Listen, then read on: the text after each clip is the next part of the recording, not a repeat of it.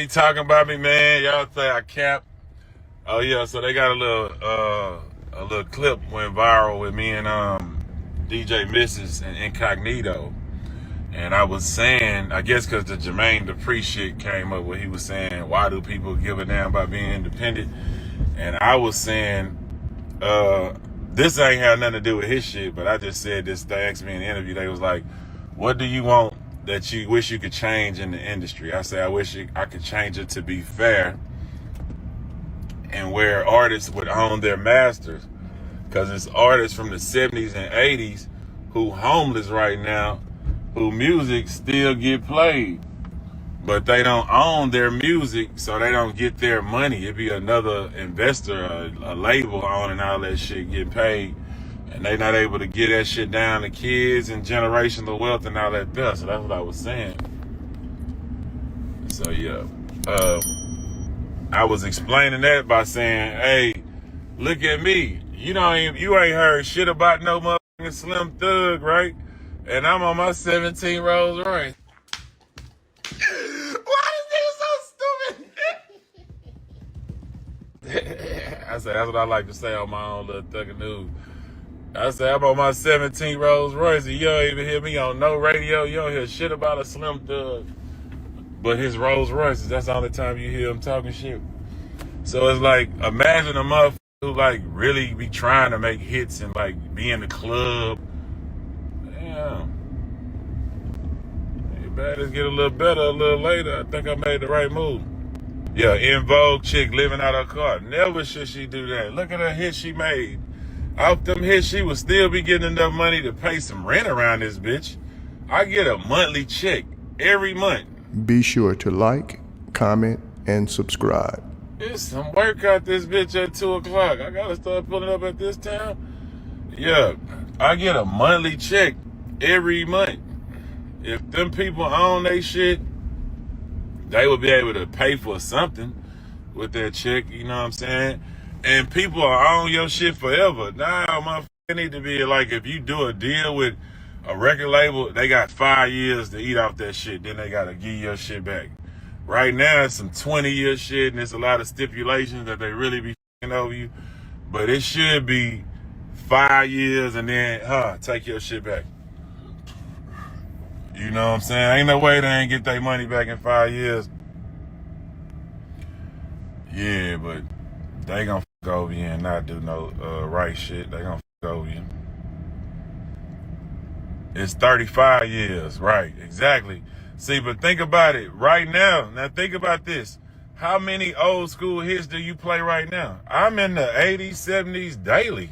Like, I do this shit every single day. I'm listening to music from every decade, 90s, 80s, 70s, 60s. If them people, and I'm sure it's a lot more, you got to realize we in a different world right now, right? And what the different world is, you don't consume music like you used to, right? You don't consume music like you used to. You used to have to be a true fan. And you used to have true fans, right? To get money. Back in my day coming up, that's why you ain't tough like me and y'all get y'all feelings hurt so easy because y'all ain't have to do tough shit like me. Tough like me, you had to actually like Slim Thug. Go to the store that day and say, man, I want to get this actual Slim Thug CD. Nobody else CD, just Slim Thug. And it's $10. The price of what streaming costs is costing me a month for everybody's CD. For that same price, my shit was 15 too, matter of fact, or higher. You had to go buy that one mother. You had to buy that one project, right? And then you listen to that bitch over and over and over and over again. You can't, that's why old music, better, because back in the day, that's all you had was that one month after you spent your $10, $15 that you could afford.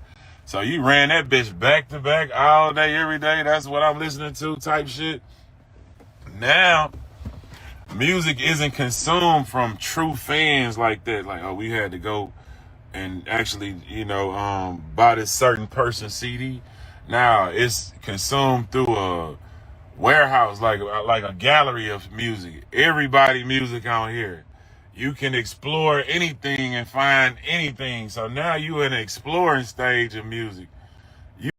What's up, guys? Welcome to Vibe City News Desk. Hope you're having an amazing day wherever you're watching us from. Thank you so much for tuning in, and thank you so much for taking time to watch our content. We really appreciate your support. Now, from the video to just watch, that was Slim Thug, and he was live on his Instagram as always, addressing an issue. And he started by saying, there has been a clip that has been going viral, which he has come across, and it's a clip of, him and DJ Mitch, and it was a certain interview where he was asked what he will change, what's that one thing he would want, to change in the music industry. And Slim Thug went ahead and said that, if there's anything that, he'll want to change is, to make the industry fair, because he believes that, there are artists, who are still alive from the 80s and, in the 90s whose music is playing and they are not earning anything from it. And that's because, we are in a new world and, their music didn't make it to some digital platforms. So he believes that, if that one thing that he could change is just make the industry fair. And that's, the clip that was going viral. And he was just talking it all this, after the whole Don Johnson story of her, coming out and saying that, she lives in her car. And, Don Johnson is one of the, legendary musicians that we have in the industry. She has had some amazing tracks. And, for a big name like her, just coming out revealing to her fans that, she has been broke for a minute, to the extent that, she has even been staying in her car, is something that, Slim Tag had really to come out and address, saying that, he doesn't get how it works, because, for him, he hasn't, faced any difficulties in his career. He even came out saying that, he's currently riding on his 17th Rolls Royce, and, people are still, complaining about the industry and going broke. And, he also came out, to teach us about why, the industry has changed, and, some of the artists, need to adapt to the, to this change. And he said that, back in the days while he was starting up, it was so hard, to get their music out there and, to get money from it. Being an artist back in the days, you really had to have, true fans so that you can earn any money from your music. And he recalls, the time when they used to put their records on CD players, and, they could go all around, selling it to people at around $15. And he recalls that, the reason why people were true fans back in the days, because you could find, one record in one CD player, so you had to listen to it, over and over again, because you have spent, your $15 buying it. That's why, people were in love with music so much back in the days that, they were real good fans. But he believes, nowadays things have changed. There are so many streaming platforms where you can access any sort of music you want. So he believes nowadays there's no that form of, true fun that they used to experience back in the day, before all the internet and all the, streaming platform came into play. So he was just advising, people should adapt and, move to the new wave, because you can't continue, producing music like you're back in the 80s or in the 90s, and you still want to make it in 2025. So he was just giving a word of advice to not only to Don Johnson, but to every other musician out there, to try and, put some more work on their craft, so that, they can expect a good return from it. So go ahead and tell us your opinion down below in the comment section about everything that Slim Tag just said.